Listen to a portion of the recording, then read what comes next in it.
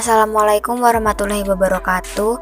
Kami dari kelompok 9 yang beranggotakan Yogi Ali Mahmudi dengan NIM 151, Linda Yani Tahiriyah dengan NIM 159, dan Lili Rahmawati dengan NIM 183 akan mempresentasikan hasil diskusi kami mengenai managing people.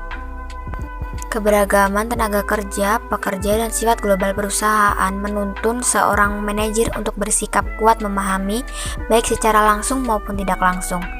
Andai semudah itu, seorang manajer dituntut sebagai berikut. 1. Seorang manajer harus belajar bagaimana mengidentifikasi masalah secara jelas. 2. Seorang manajer harus menganalisa dan memahami akar permasalahan. Dan yang terakhir, seorang manajer harus menjelajahi area dan menyeimbangkan faktor. Kemudian pengertian managing people.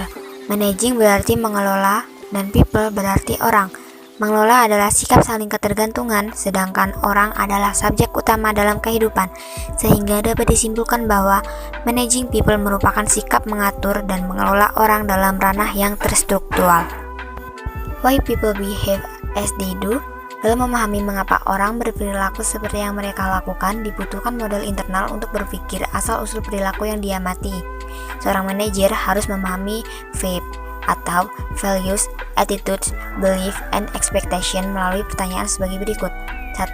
Asumsi apa yang saya buat tentang situasi individu dan saya sendiri. 2.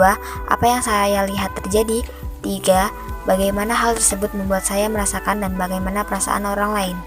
Selanjutnya adalah the problem of motivation. Mengetahui diri sendiri dan orang lain tanpa memastikan kondisi karyawan, hal tersebut tidaklah cukup. Adanya motivasi mungkin bukan satu-satunya faktor yang memengaruhi tingkat prestasi seseorang, akan tetapi seorang manajer perlu memahami orang-orang lain agar dapat memengaruhinya dalam bekerja sesuai dengan yang diinginkan organisasi. Tugas manajerial adalah untuk fokus kepada keadilan dan berkomunikasi.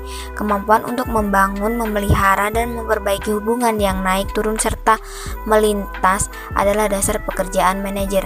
Namun, bagaimana seorang manajer membangun hubungan dan kepercayaan merupakan inti dari kekuatan? Building relationship and trust. Hubungan yang dikembangkan manajer dalam organisasi membutuhkan kerja. Diawali dari sikap berwawasan, sabar, dan yakin bahwa masalah dapat diselesaikan merupakan pola pikir kolaboratif seorang manajer yang bersedia dan siap siaga.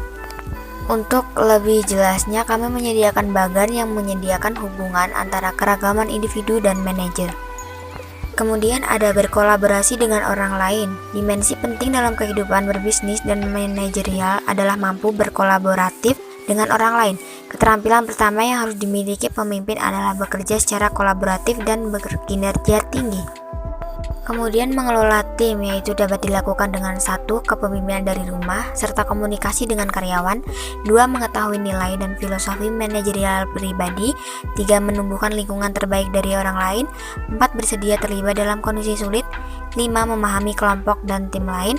6. Memimpin perubahan. Dan 7. Meluangkan waktu untuk belajar dan merenungkan pekerjaan. Konsep MBA dalam tindakan. Managing people atau mengelola orang adalah keterampilan terpenting bagi seorang manajer.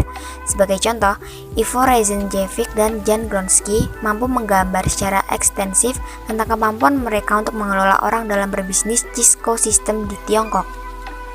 Materi tersebut kami ambil dari buku The Portable MBA serta Manajemen karya Hani Handoko. Sekian materi yang dapat kami sampaikan.